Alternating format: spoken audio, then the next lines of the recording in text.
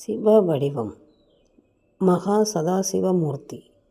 மகா சதாசிவமூர்த்தி கைலையில் இருப்பவர். இவர் 25 தலைகளும் 50 கைகளுடனும் 75 கண்களுடன் இருப்பார். மகா என்றால் அளவற்ற என்பது பொருள்.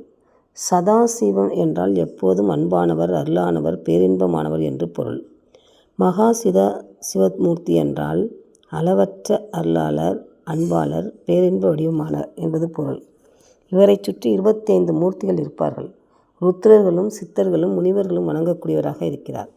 மகா சதாசிவமூர்த்தி கைலாயத்திலிருந்து அனைத்து உயிர்களையும் அருள்வாளித்து அனுகிரகம் செய்வதால் இவர் அனுகிரக மூர்த்தியாக இருக்கிறார்.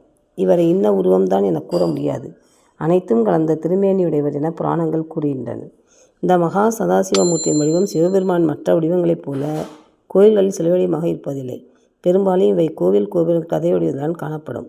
தமிழகத்தில் மதுரை மீனாட்சி அம்மன் கோவில், சிதம்பரம் நடராஜர் ஆலயம், வைத்தீஸ்வரன் கோயில், காஞ்சிபுரம் கரகேஸ்வரர் கோயில் இந்த சிற்பத்தை சுதை வடிவில் தரிசிக்க முடியும்.